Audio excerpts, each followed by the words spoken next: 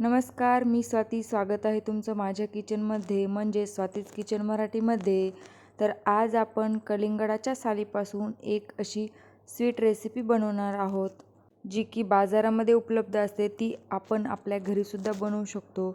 उन्हाळ्यामध्ये खूप कलिंगड येतात आणि आपण कलिंगड खाणं झाल्यानंतर उरलेली साल फेकून देतो. तर ही उरलेली साल न फेकून देता आपण यापासूनच एक रेसिपी बनवणार आहोत.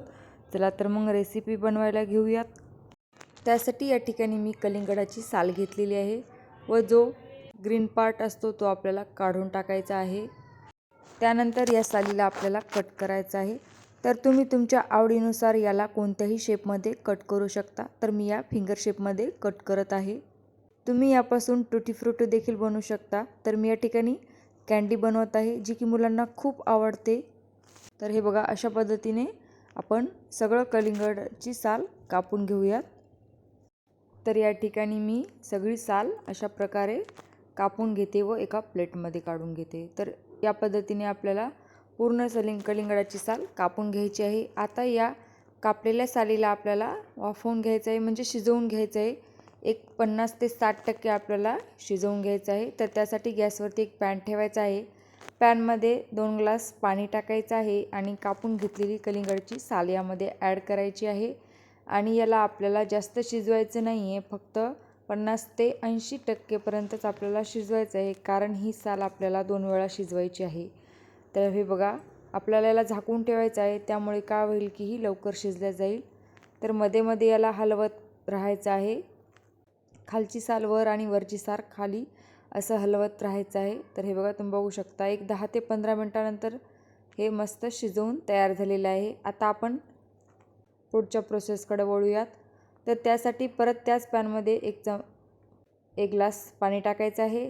1 वाटी साखर टाकायची आहे. आता ही साखर आपल्याला विरघळून घ्यायची आहे. याचा पाक आपल्याला बनवायचा नाही आहे. तर साखर आपली विरघळून झालेली आहे. आता आपण शिजवून घेतलेली साल आपण यामध्ये ॲड करूयात आणि याला व्यवस्थित मिक्स करून घेऊयात. तर या ठिकाणी आपल्याला आता याच्यामध्ये पाणी आटेपर्यंतच आपल्याला शिजवून घ्यायचं आहे. त्यासाठी आपल्याला 10 मिनटं झाकून ठेवायचं आहे. आणि हे बघा, तुम्ही बघू शकता, 10 मिनटानंतर यातलं 90% पाणी यातलं आटलेलं आहे. आता आपण याला एका प्लेटमध्ये काढून घेऊयात आणि याला थंड करायला फॅनखाली ठेवून देऊयात. तुम्ही ही रेसिपी नक्की ट्राय करा, मुलांनाही खूप आवडेल. तर हे बघा, आता आपण ही साल आपली थंड झालेली आहे. आता आपण 2 भागामध्ये याला डिवाईड करायचं आहे आणि यामध्ये तुम्ही तुमच्या आवडीनुसार फूड कलर टाकायचे आहेत. तर मी ग्रीन आणि ऑरेंज कलर यामध्ये टाकलेला आहे. हाताच्या साहाय्याने मी दोन्ही पण कलर व्यवस्थित मिक्स करून घेते. तुम्ही यामध्ये 3 कलर देखील बनवू शकता, एक तशाच पद्धतीने देखील ठेवू शकता. तर आता एका प्लेटवरती याला अशा पद्धतीने पसरवून घ्यायचं आहे, जेणेकरून हे चांगलं वाळल्या जाईल. तर हे बघा, दोन्ही कलर मी दोन्ही प्लेटमध्ये वेगवेगळे ठेवलेले आहेत. आता आपण याला उन्हामध्ये ठेवूयात. तर या ठिकाणी याला आपल्याला एक 50%च आपल्याला वाळून घ्यायचं आहे, जास्त वाळवायचं नाही आहे. जर तुम्ही जास्त दिवस स्टोअर करायचं असेल तुम्हाला, तर तुम्ही याला पूर्णपणे वाळवून घेऊया आणि नंतरच तुम्ही याला स्टोअर करू शकता. तर या बघा, अशा पद्धतीने मी 50%च याला वाळवलेलं आहे. हे बघा.